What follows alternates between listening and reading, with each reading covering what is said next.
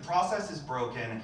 I don't know how to fix it, but I think that you have to start with a much deeper structural change. You can't say that giving the chair the power to cut a senator's mic when he's ranting is going to single-handedly solve the problem of this charade. Okay, thank you. Thank you. Akil, thoughts?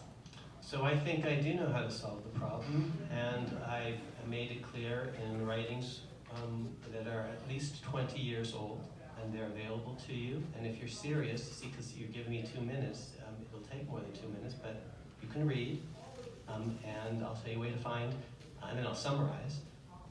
So first, I have a free weekly podcast. Dimensions free.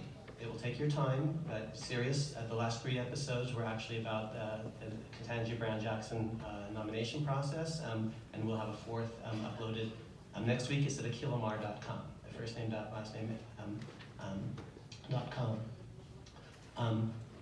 I also have a bunch of writings. They're summarized in the podcast. This is a weekly podcast. I think we're up to our 70th or so episode. 3 episodes on one proposal that I floated over 20 years ago in a bipartisan op-ed in the Washington Post. I'm a Democrat. My co-author was a Republican.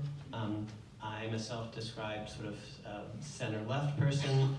My co-author was the founder and is the chair of the Federalist Society, Steve Calabresi, and we propose 18 years for Supreme Court justices, and it can be done by statute. I believe you don't need a constitutional amendment. I have 3 podcast episodes on this. I actually give 18 reasons why this is a good proposal. I testified before the Biden Commission on this, and so you could listen to them. So 18 years, and it can be done constitutionally, is one a suggestion. As for the confirmation hearings themselves, I agree with my friend Mark that it's a problem with both parties, and with the nominees and the Senate. Here are the ground rules that it should be in place. It shouldn't just be oral, because the Supreme Court job is basically more written than oral. It shouldn't be just on TV for 2 minutes.